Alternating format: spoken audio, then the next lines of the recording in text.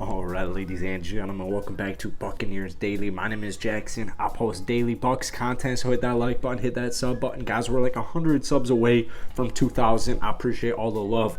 Today, we're going to be reacting to an article on PFF.com where they had the Buccaneers running back room ranked at 22nd. We're basically in a series of videos leading up to the season that starts on Sunday night for the Bucs against the Dallas Cowboys, which I can't wait. Stay tuned for a preview video on that as well. We're going to go through every position and just kind of talk about it. So today we're doing running back room. And we'll start it off by reading the little paragraph that they have because I can understand, before I get into it, I can understand why you might not think the Buccaneers have a top 5 running back room in the NFL. It's definitely not a weakness to me, and at 22 out of 32 in the whole league, that I would qualify where they put them as a weakness, and I'm gonna probably disagree, but let's get into it. Also, before we get into today's video, let's try and hit 100 likes. That would be sick. And I also have a daily Miami Hurricanes channel. If you guys want to check that out, let me know, and I'll link it in the next video. All right, so here's the excerpt. Leonard Fournette has done a nice job of salvaging a career that looked like it was heading in the wrong direction following his release in Jacksonville. I don't really agree with that. Fournette's 75.1 PFF grade in 2021 was the highest of his NFL career, but it's difficult to tell how much of that should be attributed to a situation with one of the best offensive lines in the league and Tom Brady throwing Fournette passes out of the backfield. Rookie running back Rachaad White profiles as a nice compliment to Fournette as a player who wins in space and could have an immediate role as a third down change of pace back. So, in general, like I kind of talked about right before we got into it, I'm probably going to disagree because I don't have them.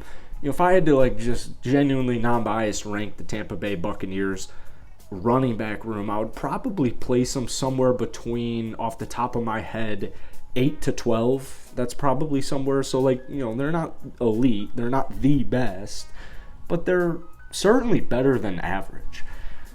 I think that was a little disrespectful to Leonard Fournette. I mean, Fournette had a solid year last year. He's had a solid NFL career in general, in my opinion. I mean, it's hard to even, in my opinion, kind of correlate a player's, as they're putting a downward spiral on a franchise that was downward spiraling. I mean, I've been alive for 23 years. The Jags haven't been great for most of my life. And I'm not saying that's why Leonard Fournette had the stats he had, but I didn't really like that, is basically my point. I mean, Leonard is a guy who can get you 800 yards rushing easily. He'll probably fall between 800 to 1,000 yards rushing in the season. And he's going to get you a bunch of receptions. He's just really solid as a passer back. If I had my fantasy, that sounds effed up. If I had my dreams fulfilled, could have just gone with dreams, man. If I had my dreams fulfilled, I would, love a James White on this team. Fournette and Rachaad White, the rookie, they should be really prevalent in the passing game. You got Giovanni Bernard coming there. I get ESPN has him depth chart wide as 4 behind Keyshawn Vaughn, who I made a video on Keyshawn a week ago. I'm very big on him. I think he's going to have not a crazy breakout season, but I think he's going to have an efficient season where, Bucs fans are very fulfilled. They're very happy with what he produced for him this season.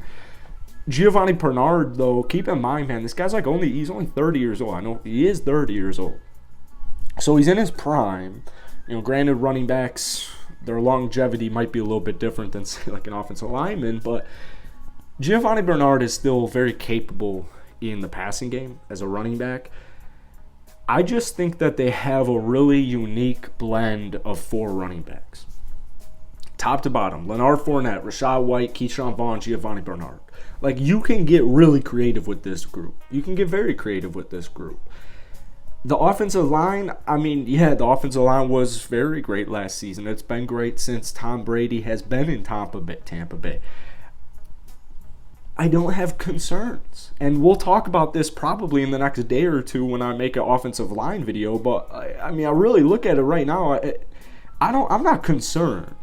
I really am not concerned, especially considering they went out and got a stud in Shaq Mason. I just genuinely am not concerned.